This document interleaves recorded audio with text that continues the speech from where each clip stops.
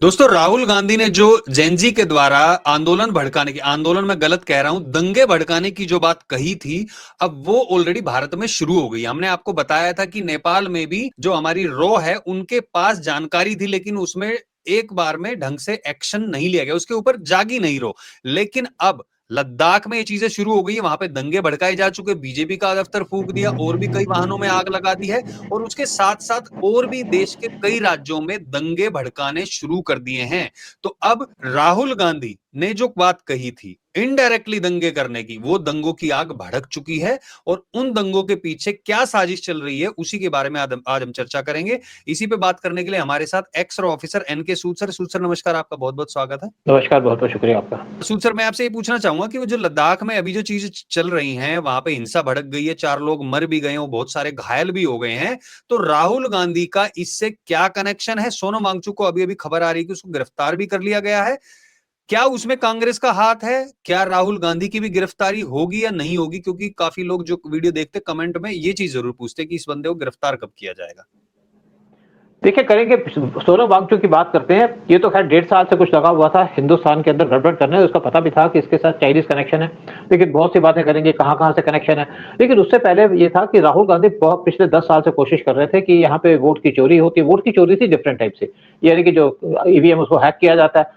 Supreme court भी चले गए, वहां भी कुछ सुप्रीम कोर्ट ने इनकी बात नहीं मानी कि आपके पास प्रूफ है तो दिखाओ। इनको कहा डिमॉन्स्ट्रेशन करो, जब डिमॉन्स्ट्रेशन की गई वहां भी कुछ नहीं निकला। इलेक्शन कमीशन ने भी इनको गालियां सुना दी कि आपके पास तो कुछ है नहीं, क्योंकि इनके पास था भी कुछ नहीं, झूठे आरोप लगा रहे थे।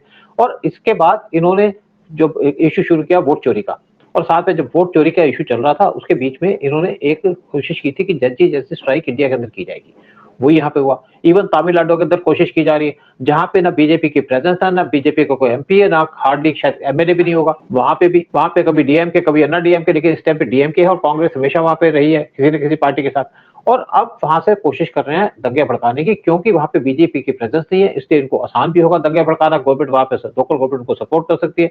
और इसी तरीके से राहुल गांधी लगे हैं देश को डिस्टेबलाइज करने के लिए।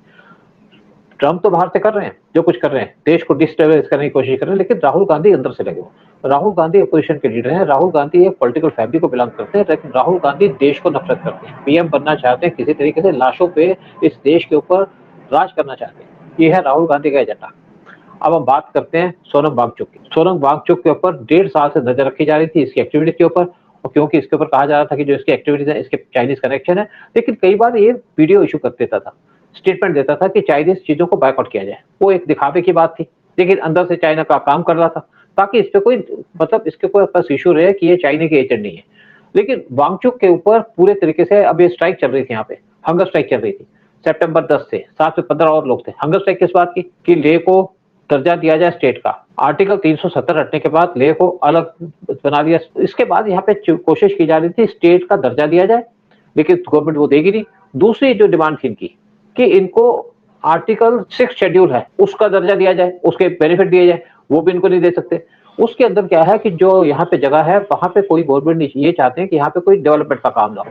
गवर्नमेंट यहाँ पे रोड बना रही है, टनल बना रही है, बिल्डिंग से बना रही है, और टूरिस्ट भी आ रहे हैं, यहाँ पे होटल भी बन रहे हैं, रेलवे लाइन जा रही है, और ये चाहते हैं यहाँ पे डेवलपमेंट का काम ना हो। और ये चाइना के एजेंडे को पूरा करना चाहते हैं, क्योंकि चाइना ने तो अपने एरिया के अंदर लेह लद्दाख के अपोजिट में डेवलपमेंट का काम किया है। अगर इंडिया यहाँ पे करेगा तो इंडियन आर्मी को इजी होगा मूव करने के लिए। अगर कोई रोड ब्लॉक होता है तो रेल के रास्ते सामान भेज सकते हैं, और इसीलिए यहाँ पे आर्मी को सपोर्ट दी जा रही है। पूरा जो एरिया है कारगिल और लेह लद्दाख का, यहाँ पे 17 हमारे हेलीकॉप्टर के पैड बने, जहाँ पे हेलीकॉप्टर लैंड कर सकते हैं अगर हमारा कोई वार हो चाइना के साथ या पाकिस्तान के साथ। और ये वांगचुक को हजम नहीं हो रहा। दूसरी बात, यहाँ पे कांग्रेस का भी हाथ है।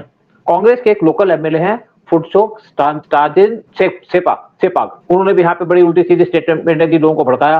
क्योंकि यहाँ पे जब ये बैठे थे भूख हड़ताल पे, तो 2 लोग इंजर्ड हो गए, यानी कि उनकी तबीयत खराब हो गई, उनको हॉस्पिटल ले गए। और उस टाइम पे वांगचुक ने भी यहाँ पे स्पीच देनी शुरू कर दी, भड़काऊ स्पीच देनी शुरू कर दी। उसने यहाँ पे लोगों को भड़काने की कोशिश की अरब स्प्रिंग के ऊपर, और नेपाल के अंदर जो जेनजी का डेमोन्स्ट्रेशन हुई है, साथ में जो बांग्लादेश के अंदर स्ट्राइक जो यहाँ पे तख्ता पलट हुआ उसकी बात करनी शुरू कर दी, यानी कि तख्ता पलटने के लिए लोगों को उकसाना शुरू कर दिया।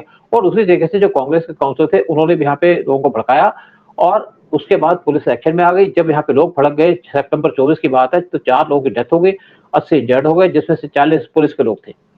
अच्छा, ये जो और वीडियो में दिख रहे हैं ना सूद सर, ये कांग्रेस का जो चांसलर जिसकी आप बात कर रहे हैं, ये हाथ में देखिए जिसके हथियार भी है, ये लोगों को इंस्ट्रक्शंस दे रहा है और इसके बाद बीजेपी का दफ्तर भी फूका गया और भी कई वाहनों को आग लगा दी गई। तो वहां पे साफ दिखाई दे रहा है कि ये तो कांग्रेस का इसमें हाथ है, जबकि सोनम वांगचुक सामने आके कहते, जब उनसे एनआई ने पूछा तो वो कहते कि ऐसा नहीं है कि लोग कह रहे कि कांग्रेस के कहने पे हमने किया, उसका कोई हाथ नहीं है। तो क्या वो कांग्रेस को साइडलाइन कर रहे हैं या कांग्रेस को बचा रहे हैं वहां पे, क्योंकि राहुल गांधी का नाम आएगा फिर? देखिए बेसिकली क्या है कि आज जितने भी दुश्मन हैं, आप चाहे चाइना की बात लगा लीजिएगा, चाहे डीप स्टेट की बात कीजिएगा, चाहे कांग्रेस की बात कीजिएगा, चाहे पाकिस्तान की बात कीजिएगा, चाहे फारूक अब्दुल्ला की पार्टी की बात कीजिएगा, यहाँ पे जो फारूक अब्दुल्ला की पार्टी है उसकी बहुत ज्यादा सपोर्ट है। तो यहाँ पे क्या है, फारूक अब्दुल्ला का भी हाथ है या उमर अब्दुल्ला का हाथ है, क्योंकि वो चाहते हैं कि जम्मू एंड कश्मीर को स्टेटहुड मिले और इसीलिए इनको भड़का रहे हैं कि आप स्टेटहुड की डिमांड करो तो उसके बाद यहाँ पे जम्मू एंड कश्मीर पे भी हम आंदोलन करें। और तीसरी एक और बात कहूँ कि यहाँ पे डीप स्टेट का हाथ है, क्योंकि इसकी जो वांगचुक की वाइफ है, वांगचुक एक एनजीओ चलाता है जिसको गवर्नमेंट लैंड दे रखी थी, उसकी लैंड को गवर्नमेंट ने वापस ले लिया। और इसका एक स्कूल है यहाँ पे जिसको रन करती है इसकी वाइफ, और इसकी वाइफ अमेरिकन है। जैसे मैं आपको बताऊं, सिक्किम का जो चोग्याल था, जो सिक्किम का जो किंग था, उसकी वाइफ थी एक अमेरिकन और सीआईए की एजेंट थी। जब इंदिरा गांधी को पता चला कि वहां पे सीआईए प्रेजेंस करना चाहती है सिक्किम के अंदर, तो उसने सिक्किम को इंडिया के अंदर मर्ज कर लिया। तो यहाँ पे भी इसकी वाइफ के ऊपर पूरा डाउट है कि इसकी वाइफ सीआईए की एजेंट है, सीआईए के काम इशारे पे काम कर रही है, यानी कि डीप स्टेट की मेंबर है। और एक और बात है, यहाँ पे पाकिस्तान कनेक्शन भी साथ निकल के आ रहा है। वांगचुक पाकिस्तान के अंदर गए थे फरवरी 6 को पार्टिसिपेट करने के लिए एक बीच पाकिस्तान कॉन्फ्रेंस इस्लामाबाद के अंदर, जिसको ऑर्गेनाइज किया था डॉन मीडिया के द्वारा। और यहाँ पे क्लाइमेट इशू पे बात, क्लाइमेट चेंज पे बात करनी थी। पाकिस्तान को क्या लेना क्लाइमेट चेंज से? लेकिन जब वांगचुक वहां गए तो नेचुरली बात है कि ऐसे के लोगों ने इनसे पकड़ा होगा, इनसे बात की होगी और इन्होंने उनके इशारे पे काम किया होगा। देखिए इनको बहुत से फंड मिलते थे फॉरेन से इनकी एनजीओ को, और उसके ऊपर इस टाइम पे सीबीआई ने काम करना शुरू कर दिया है। सेंट्रल ब्यूरो ऑफ इन्वेस्टिगेशन ने इंक्वायरी स्टार्ट कर दिया है, जो वायलेशन किया इन्होंने फॉरेन कंट्रीब्यूशन रेगुलेशन एक्ट की। इनका एक इंस्टीट्यूट है, Himalayan institute of alternative Ladakh, HAL, जिसको सोनम ने फाउंड किया है और इन्होंने खुद बनाया, और उसके ऊपर भी उन्होंने बैन लगा दिया, यानी कि इनको फॉरेन फंडिंग नहीं मिली, क्योंकि उसके अंदर बहुत से पैसे इनको फॉरेन के अंदर मिले थे जिसको इन्होंने मिसयूज किया, उसको इन्होंने बैन कर दिया गवर्नमेंट ने। लेकिन गवर्नमेंट साथ साथ काम तो कर रही है, और साथ साथ मतलब FCRA के अंदर इन्होंने उसको बैन कर दिया कि कोई आपको फॉरेन फंडिंग मिल रही है और आपका उसके ऊपर पूरी तरीके से नॉलेज नहीं दी। गवर्नमेंट ने इसके ऊपर साथ साथ इनको लंबे लगाने शुरू कर दिए, जैसे इनका ST रिजर्वेशन का उसको इंक्रीज कर दिया 45 से लेकर 84% तक।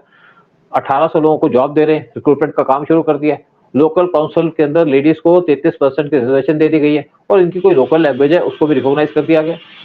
मतलब गवर्नमेंट सिर्फ इन पे अटैक नहीं कर रही, साथ में इनको सूदिंग भी कर रही है, यानी कि इनको कोशिश कर रही है शांत करने की। देखिए लद्दाख जो है बड़ी शांत जगह थी, जब यहाँ पाकिस्तान के साथ स्टैंड ऑफ चल रहा था इंडिया का, तो उस टाइम पे जो भी लद्दाख के लोग थे, इन्होंने पूरे तरीके से आर्मी की मदद की, और बॉर्डर के ऊपर जो हमारी फोर्सेस को मूव करना था, इक्विपमेंट को मूव करना था, उसमें पूरी हेल्प की। हाँ, एक क्वेश्चन है मेरा कि इसको तो पर एक्टिविस्ट बताते हैं कि ये तो अच्छाई के लिए काम कर रहा है, तो फिर कैसे ये दंगे भड़क गए, कैसे देखिए इसने भड़काऊ भाषण दिया? देखिए ऐसा है, आपने देखा था ना एक ऐसे एक एजेंट निकली थी जो वीडियो बनाती थी, सोशल वीडियो सोशल काम किया करती थी। देखिए देखिए होता क्या है कि ये लोगों की अप्रोच होती है, पहुंच होती है।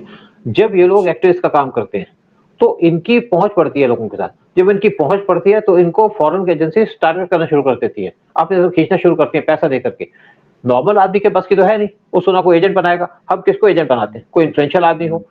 अगर हम पाकिस्तान के अंदर जाए तो उनका इन्फ्लुएंशियल आदमी पकड़ेंगे, कोई पॉलिटिशियन पकड़ेंगे, कोई आर्मी का पकड़ेंगे। नॉर्मल आदमी से हमें क्या लेना? या कोई मिलिटेंट भी हो सकता है, मिलिटेंट को पकड़ के हम उन्हीं के मिलिटेंट से उसको मरवाना शुरू कर दें। तो देखिए जो आपके ऐसे लोग होते हैं ना, यही तो काम करते हैं, और इनका सोशल कनेक्शन हो जाता है। सोशल कनेक्शन वाले आदमी को फॉरेन के एजेंसीज पकड़ती हैं। अमर्त्य सेन को क्यों पकड़ा था?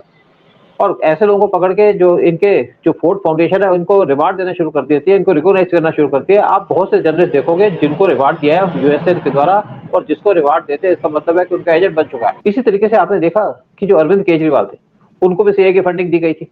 किसने क्यों दी उनको? क्योंकि उनकी कैपेबिलिटी थी। ये तो आप मानेंगे ना कि ऐसे लोगों की कैपेबिलिटी होती है, तभी तो उसको चुना जाता है, तभी तो उसको पहचान दी जाती है। तो ये नहीं है कि सोशल एक्टिविस्ट है। आप जैसे यूट्यूबर थी, क्योंकि लेडीज की मूवमेंट बड़ी इजी हो जाती है, और इसीलिए उसने यूट्यूबर को प्रमोट करना शुरू कर दिया। उसको पाकिस्तान भी बुलाया, बाकी जगह बुलाया, गिफ्ट दिए उसको, और उसने उनके लिए काम करना शुरू कर दिया। अपने काम के साथ साथ दूसरे काम करती थी। ये सोशल एक्टिविस्ट तो था, तभी तो इसके लोगों की अप्रोच थी, तभी तो इसके कहने पे लोग इकट्ठे हुए, तभी तो इसके कहने के ऊपर लोगों ने काम करना शुरू कर दिया, दंगे करने शुरू कर दिए। ऐसे तो लोग काम करते हैं एजेंसीज के लिए। आप और हम थोड़ी करेंगे। हम अगर गवर्नमेंट का काम कर रहे थे तो हमें पता है कौन से आदमी को पिकअप करना है, कौन से आदमी टैलेंट है जिसको हमने पिकअप करना है, अनटैलेंट आदमी को हमने क्या करना है।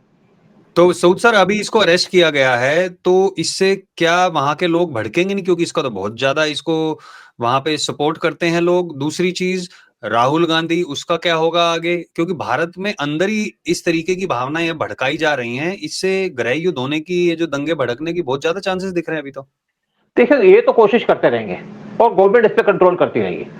मुझे नहीं लगता कि इसको पकड़ने में कोई प्रॉब्लम होगी। मैं आपको एक इंसिडेंट बताता हूँ। शेख अब्दुल्ला काफी प्रोमिनेंट था जम्मू एंड कश्मीर के अंदर। 60s की बात करते हैं। पहले उसने नेहरू को बहुत ज्यादा अपने कॉन्फिडेंस में लिया। नेहरू ने उसको पूरी पावर दे दी।